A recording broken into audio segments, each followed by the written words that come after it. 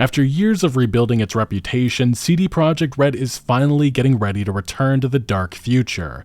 Cyberpunk 2, officially codenamed Project Orion, is in active development, and it's shaping up to be one of the most ambitious open-world RPGs in years. This is not just a sequel, it's the studio's chance to prove everything that they learned from the rocky launch of Cyberpunk 2077. From a brand new setting and engine to a growing North American studio built specifically for this project, there's already a lot we know and even more that we can piece together about where the next chapter of Cyberpunk is heading. CD Projekt Red's Boston studio is now the center of development for Cyberpunk 2. Founded in 2022, the studio represents the company's first major US expansion, a move driven by the desire to tap into North American talent and build a team that better understands Western sci-fi storytelling and design. Boston was chosen partly for its proximity to Europe and cultural familiarity to CDPR's Polish roots, but also again for its deep local talent pool in tech and game development. It is a calculated shift meant to ensure the Cyberpunk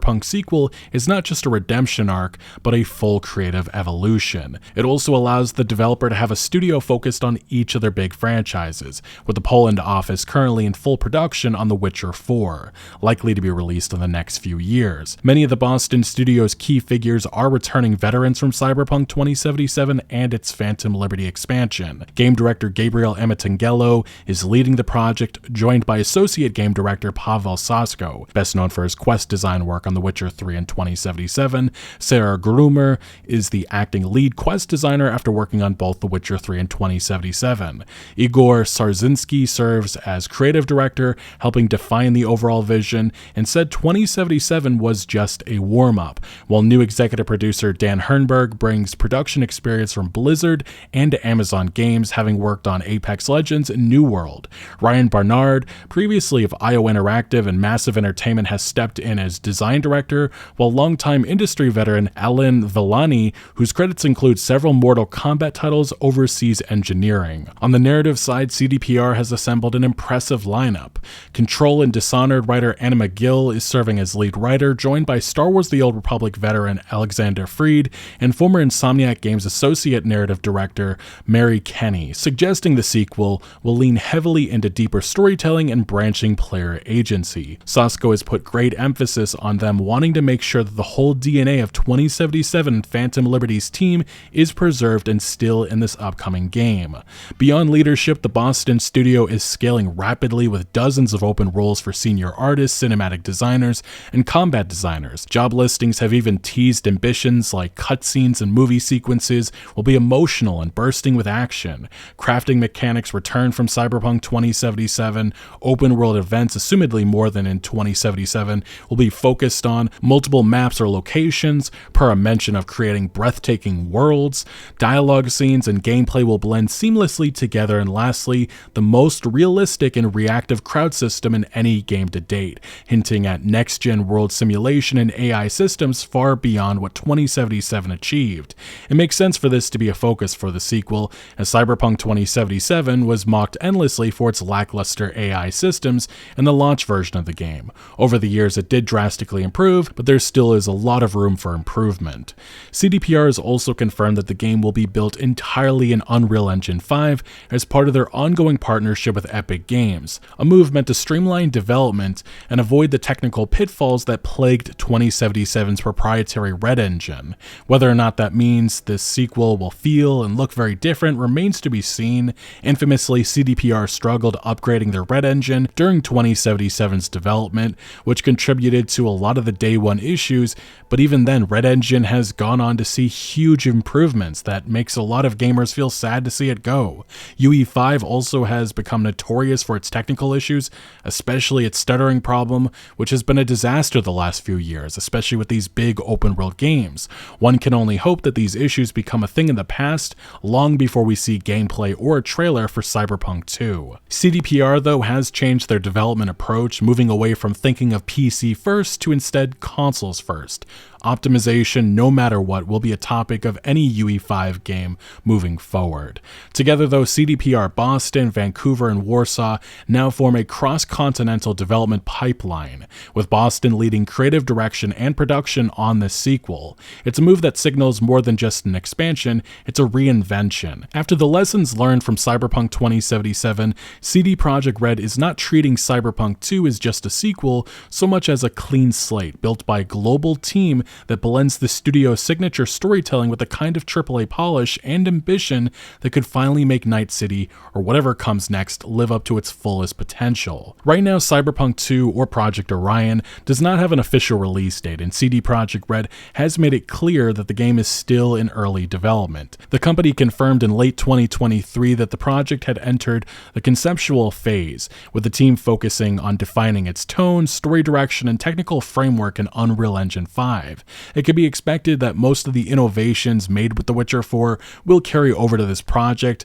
and earlier this year, alongside Epic Games, CDPR highlighted next-gen features such as seamless world streaming, hyper-dense foliage, realistic character deformation, and massive reactive crowd systems, all learnings of which that will be utilized for the future of Cyberpunk. Still though, CDPR's Boston studio is still figuring out the toolset of this game. In 2023, in an interview at the Neon Arcade, Pavel Sasko said, there's a lot of work to be done when it comes to the toolset specifically and so on, because there's so many, I would say, specific things that our Red engine it was tailored for. So of course, we need to make sure that all of that is in a way built properly so that we can do the games exactly the way we want to do it. And the work is ongoing here. By mid-2024, CDPR described the game as being in early pre-production, and according to recent investor briefings in 2025, roughly over 100 developers are now assigned to Orion, with the number expected to grow significantly in the coming years. These updates mark an important milestone, the transition from a small incubation team to a full-scale production crew, something CDPR rarely announces until a project is stable enough to build on long term. The timing of these milestones also hints at the studio's long-term roadmap. CDPR is actively working on The Witcher 4, codenamed Polaris. It is the next major release in its pipeline, meaning Cyberpunk 2 will arrive sometime after 2028.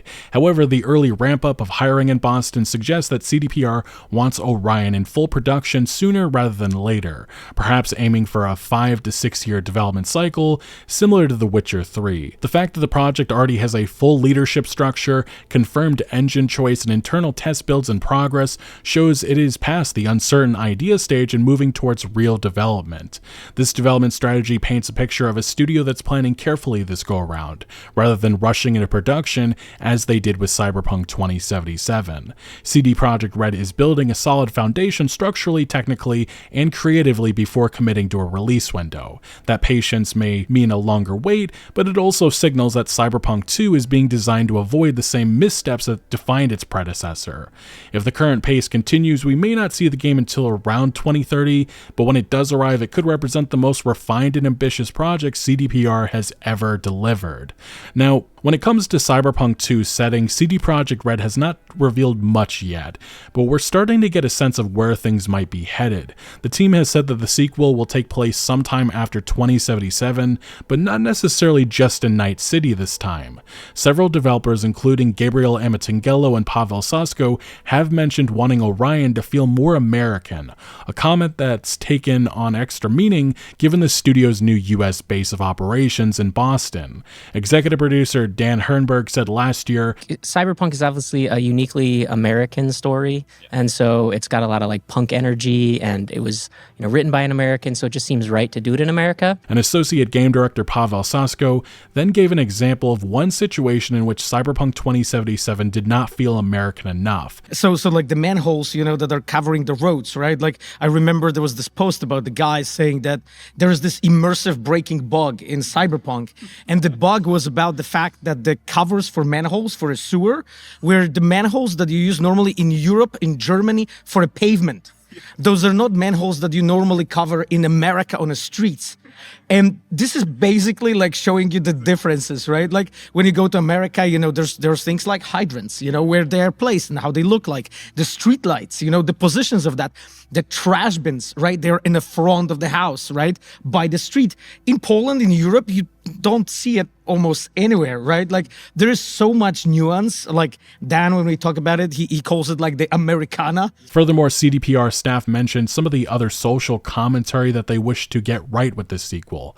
Pavel Sasko saying, I see that we didn't push the envelope far enough in some places. For instance, like let's say the homeless crisis, and so on. Like when I look at it, I'm like, we weren't like far enough in 77. We thought that we were like dystopian, but we just like touched the surface. Dan Hernberg then declared that with Orion they want to explore those themes, but in a very poignant way. This shift in perspective is not the only thing we heard about the game's setting. While it has been said that Night City will once again be featured, it does appear that the universe is expanding, and it's something that CDPR and Cyberpunk creator Mike Pondsmith have been working on. Pondsmith talked about first his involvement in Orion, and then went on to give some small details on a new location that will be featured in the sequel. Probably not as much, but that's partially because, one, I have somebody to help me. So I'm not as involved directly, but, I see the scripts. I see, last week I was wandering around talking to different departments and seeing what they had. Like, oh, look, this is the new cyberware. What do you think? Yeah, that's pretty good. That works here. Or I spent a lot of time talking to one of the environment guys, and he was explaining how the new place in Orion, because there's another city we visit.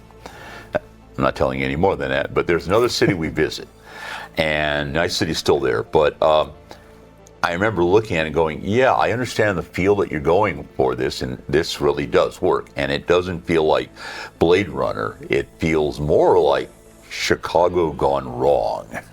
And I said, yeah, I can see, this working. Chicago Gone Wrong is a notable remark, one because Cyberpunk 2077 literally featured posters of visiting Chicago by 2080. Maybe a coincidence, but I beg to differ. My suspicion is that this was the original plan, but I think what changed is that they want a new setting with a unique identity and name. Like Night City is basically a combo of LA and San Fran, Cyberpunk 2's might be the Plex, an outside location that Cyberpunk 2077 quietly added references and recent updates to the game. The Plex is described as a massive urban complex of interconnected cities around the eastern coast of the NUSA. It stretches from Boston to the north all the way to Washington, D.C. to the south. Not much more than that is known of this mysterious location, except that it was detailed first in Phantom Liberty and a shard, and then in patch 2.3 a bunch of mentions of it were added to the game. The Plex feels like the kind of place CDPR could build a whole new story around. It would not be the first time that they've used in-game details to tease what's next, and the idea of expanding beyond Night City fits perfectly with the new era the studio's been talking about. So, as for gameplay, CDPR was notoriously hamstrung by technical constraints with 2077. One example of this was flying vehicles. It was one feature many anticipated, but CDPR could not make it happen. In the sequel, those constraints should no longer be a problem, and hopefully will enable a mechanic like flying vehicles, something possible right now only through mods on PC. So while CDPR has not shared much on the gameplay of this sequel, there are some interesting hints about where things might go. The team has said Cyberpunk 2 will take what worked in 2077 and push it further, especially when it comes to AI, world interactions, and city systems. A recent job listing even mentioned work on the most realistic and reactive crowd system in any game, which sounds like they're doubling down on immersion and scale. Creative director Igor Sarzinski told PC Gamer in 2023, considering the Witcher games and how much they changed with each installment, we want a similar evolution here. Some of the stuff worked almost right out of the box, such as the art, city design, music, interactive scene system playstyles. Other aspects took more time to get right, like character progression, NPC interactivity, and optimization. That's natural, it's impossible to nail everything on your first try. Now with all the game elements iterated and working well, we'll focus on connecting them even tighter and creating a coherent, total immersion experience with the next installment. Lifepaths were one of the most criticized mechanics, and CDPR heard those complaints loud and clear. In late 2023, CD Projekt Red narrative director Philip Weber said the lifepaths' lack of influence in the majority of Cyberpunk 2077 is something the studio wants to improve in future titles. He specifically said, and I do think there are things, as an example, with, as you said, with the life paths, that this kind of gives you a promise of being able to play more different kinds of characters. I think this is a thing where in the future, that's, as an example, something we would like to improve. Since I do think we gave a promise there that maybe in the end we did not really sell. And he's right. It did not work. Life paths mattered for the first 20 minutes or so, and then the rest of the game you were basically a de facto street kid. It's one thing that has to be further fleshed out, and Weber did add... I think it's something where, as a quest designer, I think in retrospect we can see that... You know, the old topic... making it more meaningful in the sense of what you choose, you can actually pursue that the old topic, given more experience, given more time, I think maybe we would make it a bit less muddled than we did it there. On this topic of ensuring our character's background matters, Pavel Sasko last year emphasized the importance of using their Phantom Liberty learnings with this upcoming game. Sasko talked about wanting to evolve Phantom Liberty's focus on choices and reactivity with the sequel, something which players felt the base game lacked. And Phantom Liberty, there's this moment where the story splits almost, and that's the structure that we used with Witcher 2, actually, and Blood and Wine with Witcher 3 as well, where you had a split in the middle that leads to completely different branches with completely different endings, said Sasko. That's very exciting. There has to be the major production consideration of how we make it, because at the end of the day, most players do play the game once. It's awesome to know that there are other things, but they probably won't see it. Maybe they see it from their friends, maybe they've seen it in the press talk about it, but in most cases, players play once. So it's a matter of striking this balance. That being said, I'm really a fan of having choices and consequences. This is a pinnacle of RPGs. And on that note, CDPR is learning from the rest of the industry. Games like Kingdom Come Deliverance 2 and Baldurs Gate 3 will influence upcoming games from CDPR. And joint CEO Mikhail Novakowski noted, so for sure, there was a lot of inspiration in what BG3 did, but I think we're still more sticking to what was The Witcher 3 and Cyberpunk, even if we don't want to just make another game like that, just with better graphics. We do want to innovate in terms of what's available in terms of gameplay and so on. I hope when the time comes that's going to become clear for the fans as well. And he further clarified that we definitely are not going to make a game like Larian did. That's the kind of game they make. But a lot of the stuff with how the characters can interact with the world and what it does was for sure some inspiration to us. Now, another discussion happening at CDPR is the first-person perspective. It was a controversial decision when it was announced that turned a lot of people off from Cyberpunk 2077, but was very important for the intimate moments that made the game great, and CDPR has said that they are debating about perspective, whether to stay strictly first-person or bring some form of third-person camera into the fold. Nothing's confirmed, but they've made it clear that they're thinking about player expression more broadly this time. Multiplayer is another big piece. After canceling the online mode for Cyberpunk 2077, CDPR has given strong indication that Orion will feature online elements built from the ground up. It's very obvious they are not building towards a full-on multiplayer game, but something similar to that of Grand Theft Auto Online. This was always the vision, the long-term plan. It was halted because of Cyberpunk 2077's horrible launch, causing CDPR to spend a few years focused on fixing the game instead of working on multiple expansions and multiplayer, as was the original plan. With Orion, though, the hopes of Cyberpunk Online are alive. And for the reason of why, well, Rockstar has infamously turned GTA 5 into a multi-billion-dollar franchise, with the online component printing hundreds of millions of dollars yearly. This is the recurrent consumer spending that CDPR execs desperately want for their franchises, and that strategy was never going away.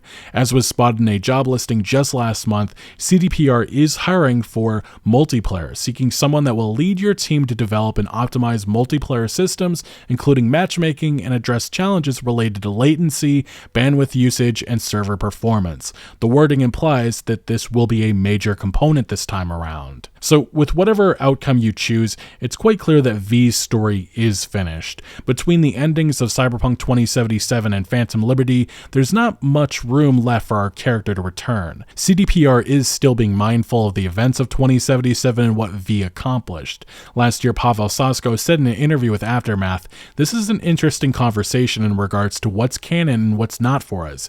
It's always important to not disregard player choices. If you in your story have made a certain choice and that's the way you have decided to go with your V and your partners and whoever else you met in the game, that's your story. It's important when making those decisions not to invalidate what players have been doing because it is their story and the decisions they make. It can be assumed that V's mark on Night City will live on, but likely it will just lead to vague mentions from various NPCs in this sequel, but that's not to say certain established characters won't make an appearance. One of those possibly being, yes, Johnny Silverhand. In past interviews, Mike Pondsmith has teased that the legendary rocker boy Johnny Silverhand's story might not be entirely finished, saying in a world of backup memories, who's really gone for good? It's far from a confirmation, but it opens the door to possibilities, especially since Silverhand's digital engram left such a strong mark on the Cyberpunk universe, and even Keanu Reeves himself has mentioned that he'd love to come back and portray the character again. Absolutely, I'd love to play Johnny Silverhand again. Which led to Mike Pondsmith saying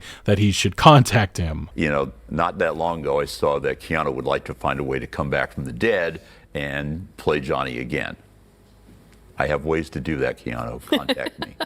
The only thing I'd say about this is it's best left as a small cameo if anything.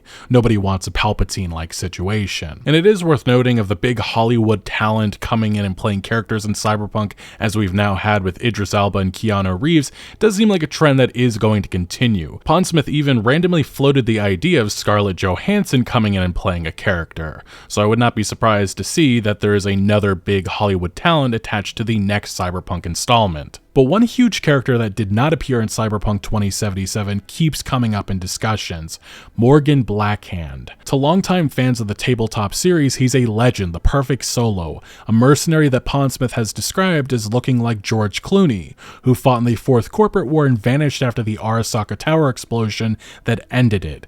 While Johnny is very loud, full of himself, and, flamboyant, Blackhand is not. In the world of 2077, he's treated like an urban meth. According to Claire Russell, no one ever confirmed what happened to him, which is why the Afterlife doesn't serve a drink in his honor. There are even rumors of sightings. One WNS news report mentions a shootout in Japantown where several Lazarus agents were killed, and the lone survivor described the attacker as a portly man with a black cyber arm. Fans have long believed that this could have been Blackhand alive, hidden, and operating in the shadows, and he's also known for that black cyber arm. Mike Pondsmith has since confirmed that's not just wishful thinking. He said outright that Morgan Blackhand is alive during the events of 2077, though busy with important work. According to Pondsmith, Blackhand actually survived the destruction of Arasaka Tower by using a piece of Atom Smasher as a shield, a brutal, fitting image for the man often called Smasher's opposite. The Johnny flashbacks in 2077, which make it out to be that they were rivals, that was never the case. That was Blackhand and Smasher. Notably, all the Johnny memories are not reliable as confirmed by Pondsmith. It's just Johnny's narcissistic interpretation, thus why someone like Blackhand never appears despite serving a major role in nuking Arasaka Tower. It's one of the major details of the game that's often misinterpreted, despite even Alt Cunningham telling V that Johnny's memories are not accurate. With that said, Pondsmith confirmed Blackhand is aware of what happens in Cyberpunk 2077. Pondsmith went further, describing how Blackhand has changed. He's thinner than before, quieter, more deliberate. He's learned to disappear to look like an ordinary, slightly awkward man who blends in complexity. It's part of how he stays alive, choosing when and where to strike, killing only when he decides it is necessary. If you met Morgan Blackhand on mass transit somewhere, you wouldn't think too much about it. You'd go, yeah, that guy looks like he's probably a salesman of some sort. And, he's pretty good looking, but, he's not insanely good looking, My model for Morgan has always been George Clooney. Morgan is still alive because Morgan years ago made sure that he was boring, not memorable, didn't stand out all that much.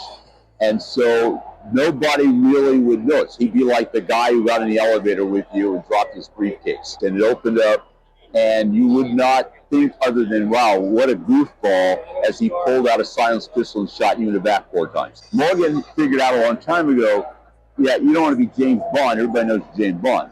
And if your job is to kill people, you don't want them to go, oh my God, you're here to kill me. What's especially interesting is what Pondsmith has said about CD Projekt Red's future with the character.